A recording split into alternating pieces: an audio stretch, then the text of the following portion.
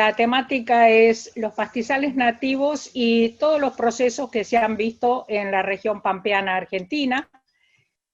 Nosotros nos planteamos algunos interrogantes, como son si el avance de la agriculturización en la región, que es algo que no se puede detener, es una amenaza o es una oportunidad que nos permite conservar a nosotros áreas, intensificando las áreas que son menos sensibles y preservando las áreas que tienen más sensibilidad a estos problemas. Si vamos evolucionando hacia otros sistemas o tenemos un mantenimiento de los sistemas productivos, fundamentalmente por cambios en el uso de la tierra, y para poder monitorear esto a largo plazo y hacer evaluaciones y hacer recomendaciones a los decisores, nosotros utilizamos una serie de indicadores. Ya sabemos que esta región, esta transparencia seguramente la van a usar todos, o los colegas fundamentalmente. Tenemos la gran proporción de pastizales corresponde a la República Argentina, compartiendo Uruguay, Brasil y Uruguay unas proporciones del 18% y Paraguay un 4%. ¿Qué es lo importante que nosotros tenemos? Que los campos naturales normalmente son flexibles, decimos nosotros, a las perturbaciones, pero esa flexibilidad están basadas en la biodiversidad que tiene, la gran cantidad de especies que le permiten realmente mantenerse durante las distintas perturbaciones que siempre se sufren en los pastizales naturales, como son las grandes inundaciones, los incendios, las sequías, el sobrepastoreo, etc.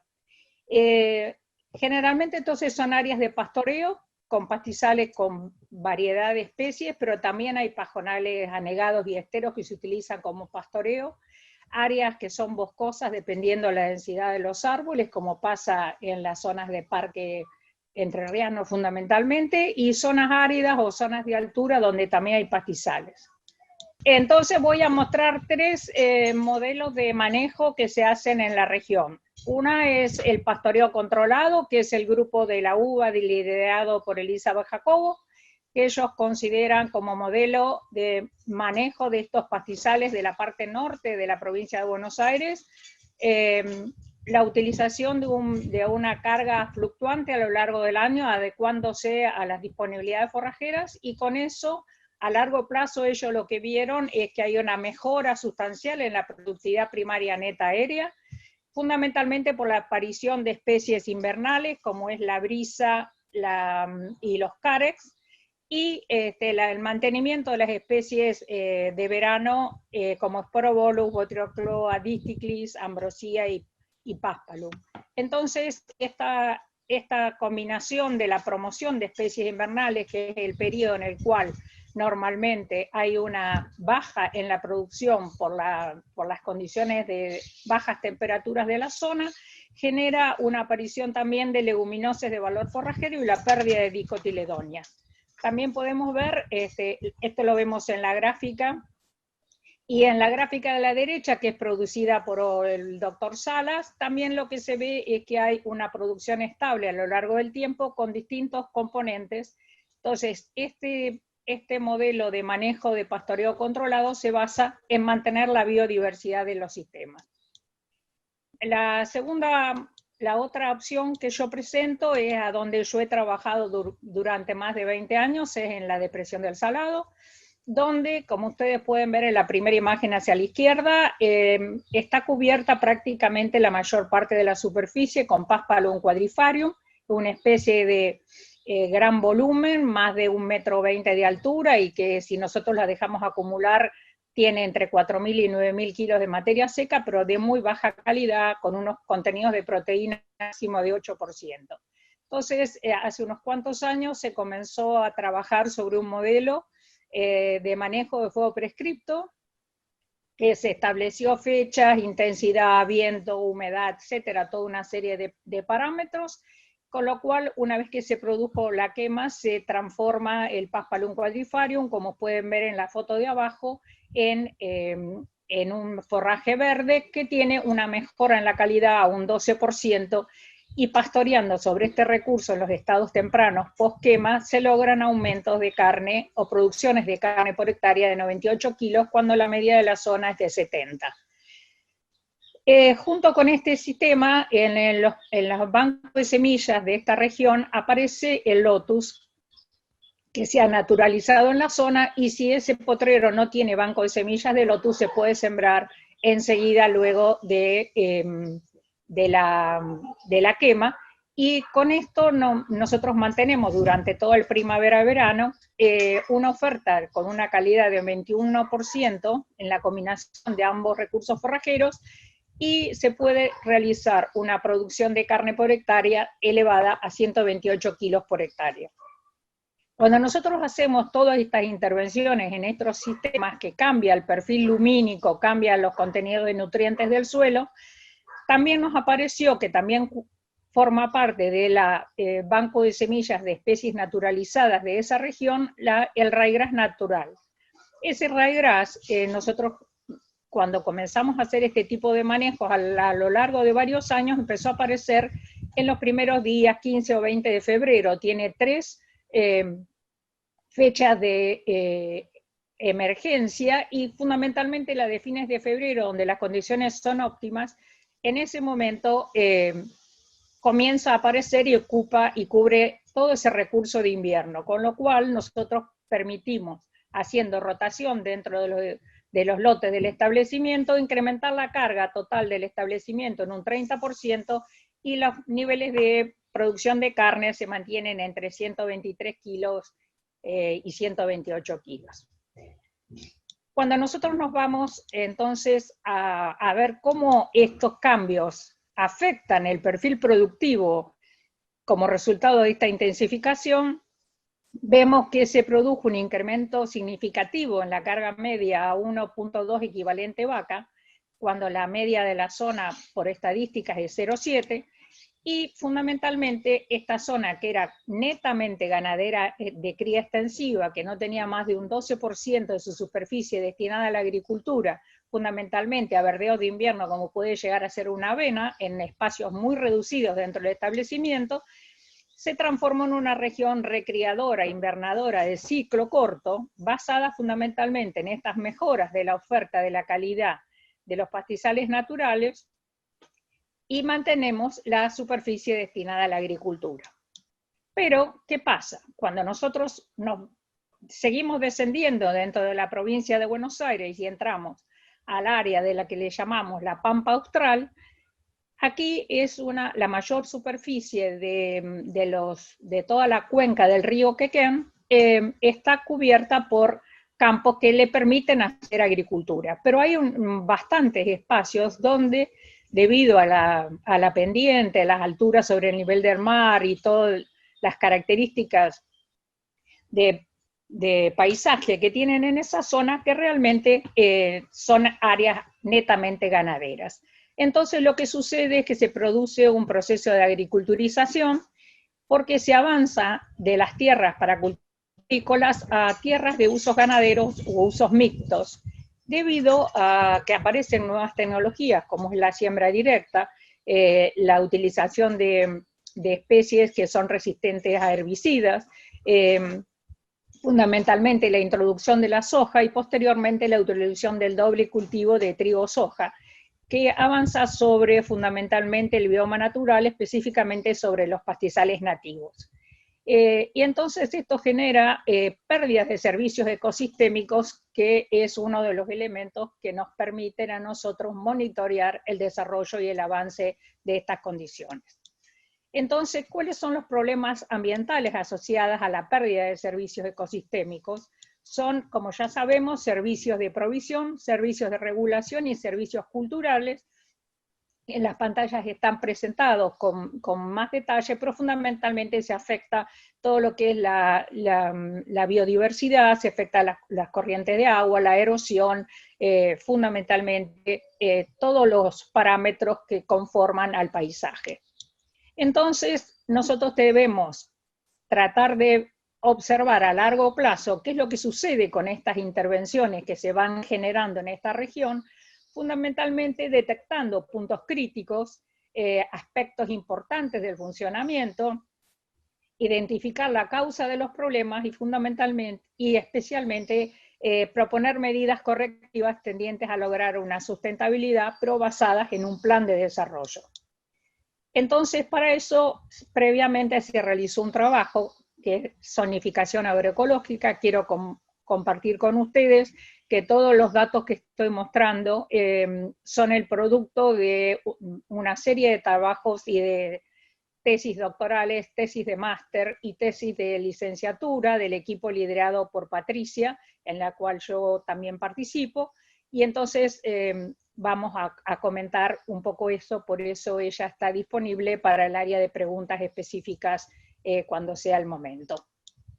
Entonces, ¿qué es lo que se utiliza la herramienta de zonificación agroecológica? Que es una herramienta muy importante porque nos permite identificar áreas con características propias, el clima, el suelo, la topografía, y de esa manera tenemos áreas que internamente son muy uniformes, pero que presentan características diferenciales con las otras áreas.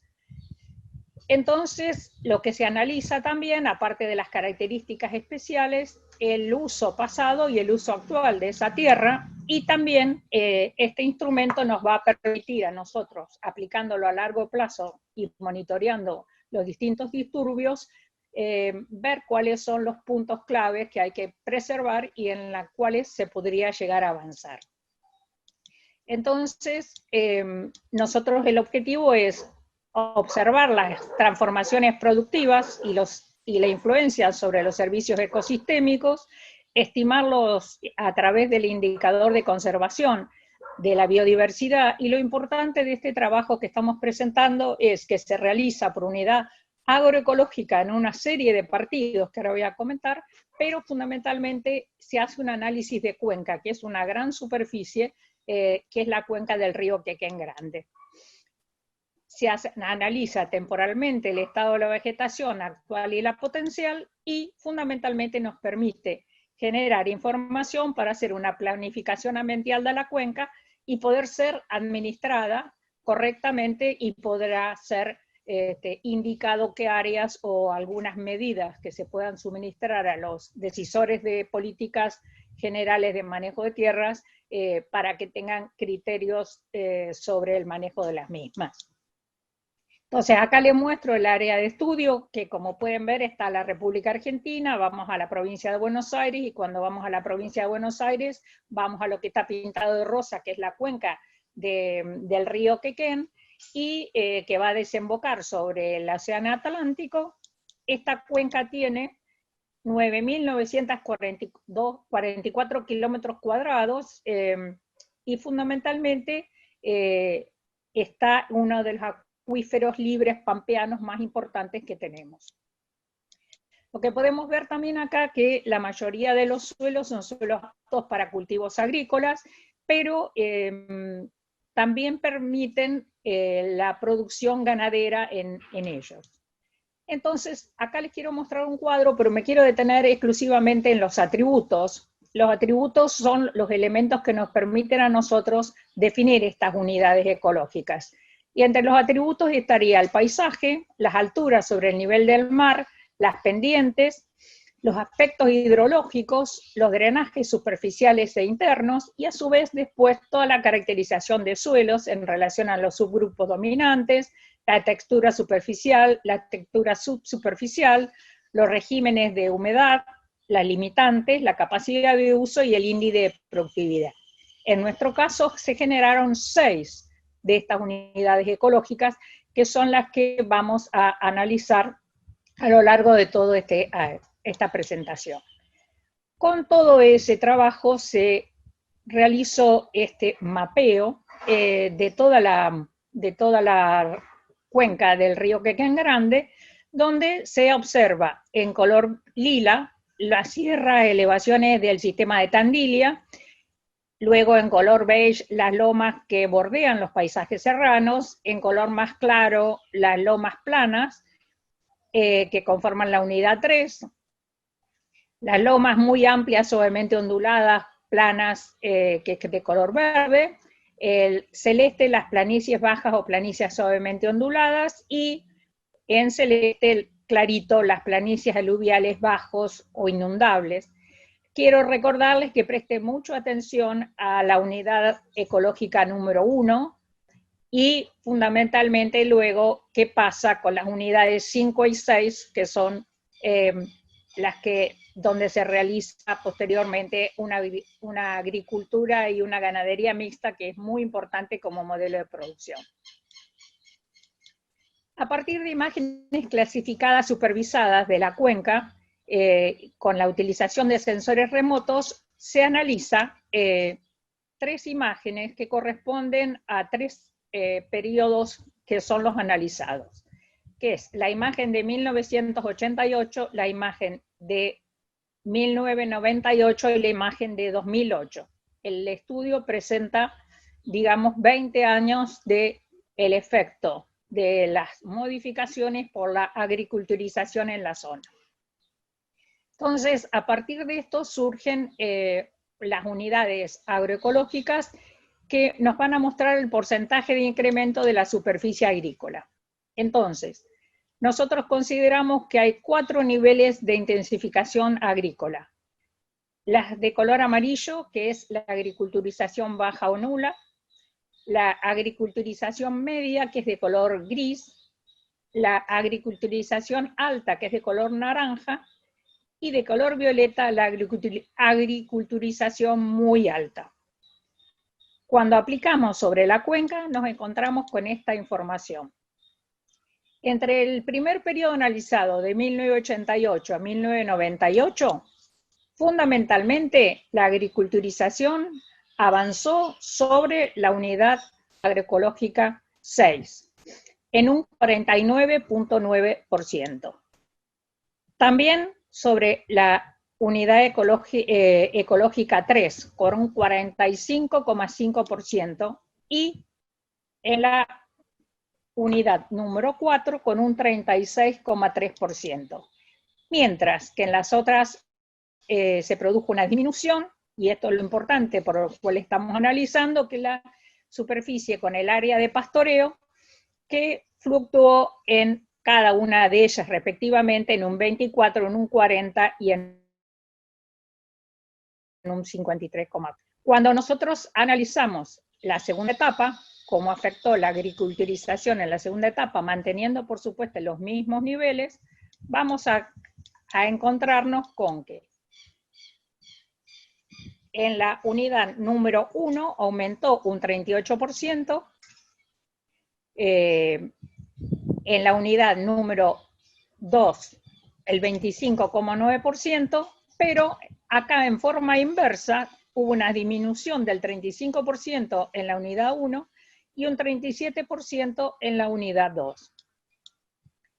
Con esto nosotros lo que obtenemos es una combinación ahora de las unidades ecológicas con las unidades de agriculturización para obtener las unidades agroecológicas. Con esa combinación de información aplicamos entonces ahora a la cuenca como estaba clasificada y vemos las transformaciones que se nos presentan. Entonces lo que vemos que se produce en el total de la cuenca, debido a la expansión de la agricultura, un 37,7% en detrimento del área ganadera. Y a su vez que en el segundo periodo aumenta un 10,7%, o sea que en el segundo periodo el impacto de la agricultura no fue tan importante, debido fundamentalmente a que se introdujo lo que conocemos como el doble cultivo, trigo-soja, y de esa manera, fundamentalmente aplicando técnicas de siembra directa y posteriormente siembras de agricultura de precisión, este proceso que fue tan catastrófico, vamos a llamarle de alguna manera, en la primera etapa, en la segunda etapa no fue tan importante. Y lo interesante de esto es que el impacto de la agricultura no es igual en cada una de las áreas. ¿Por qué? Porque cada una de estas áreas tiene distinto nivel de vulnerabilidad, distinto nivel de peligro tanto sea de erosión, por la pendiente, por los cursos de agua, por el nivel de suelos, por la textura, por una serie de características.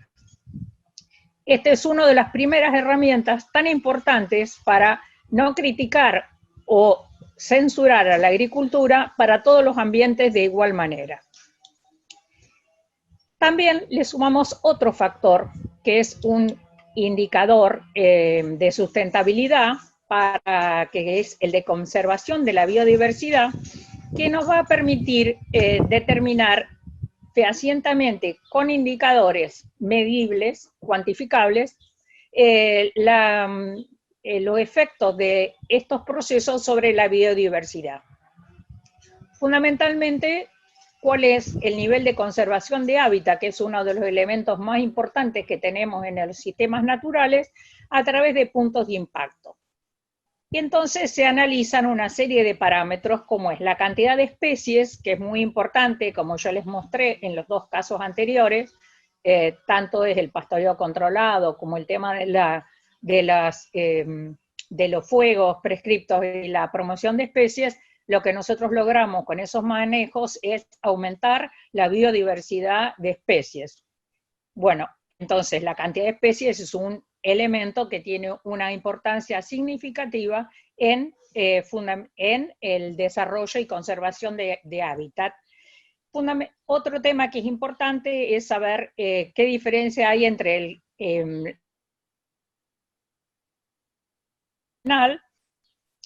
cuántas especies se han perdido de las especies nativas, también si las especies que se han perdido son ambientes, aparte de nativas, especies perennes y son reemplazadas por especies anuales, nativas, o si las especies que son reemplazadas son exóticas, como puede ser aparición de maleza fundamentalmente. Si la vegetación domina, como aparece en el pastoreo controlado de Buenos Aires, que aparecen especies de valor forrajero de producción invernal. Entonces ahí tenemos un índice de conservación de la biodiversidad superior. Y por supuesto nosotros sabemos que los pastizales naturales son ambientes que están organizados en estratos verticales y subestratos que nos permiten acumular o proteger distintos tipos de hábitats naturales,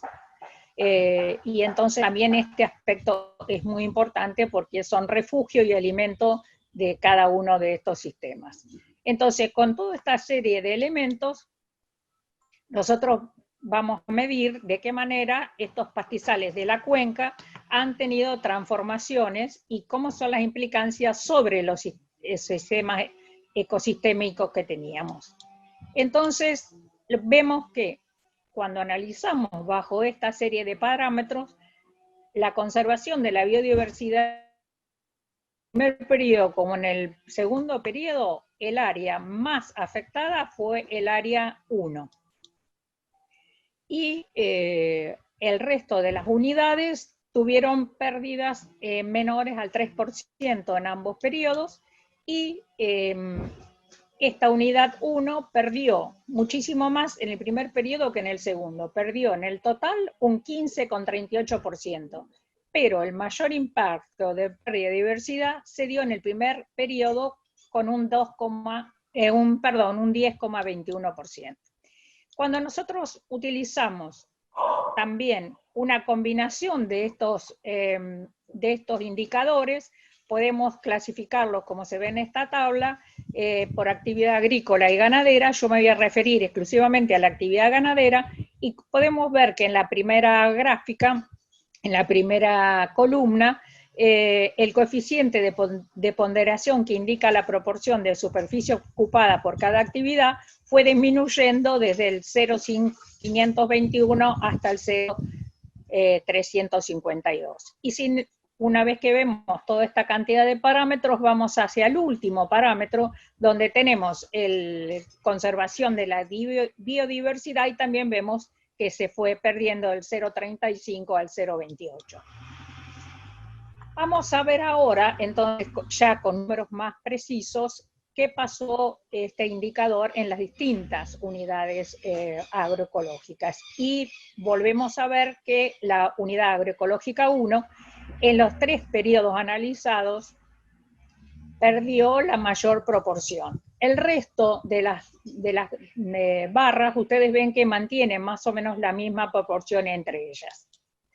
Y por el otro lado, la merma del indicador por unidad agroecológica de conservación directamente relacionada a los pastizales naturales, en la unidad 1 también, cuando analizamos el periodo del 88 al 98 y el periodo del 98 al 2008, el más destacado de pérdida fue el de la unidad agroecológica 1. Entonces, entrando en profundidad, ¿qué es lo que pasó con eso? Podemos ver que la provisión de hábitat decreció en los ambos periodos. Una disminución del 11,43 en el primer periodo y en el segundo un poquito menos del 9,68. En relación a la transformación del uso de la tierra y la afectación de los procesos sobre los sistemas ecosistémicos, de provisión de hábitat es lo que vimos en las gráficas anteriores.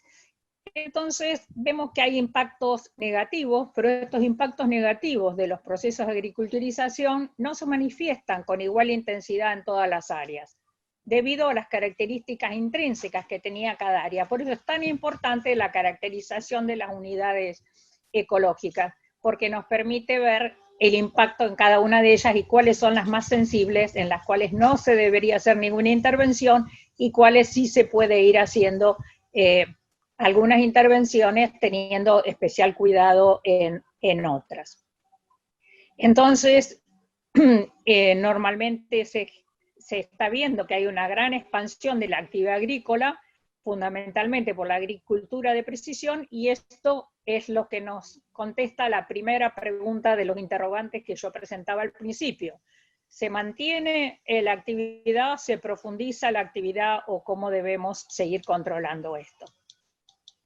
Entonces, haciendo un resumen, vemos que las áreas con respecto a los servicios ecosistémicos de regulación son las más afectadas, la 4, la 3 y la 2.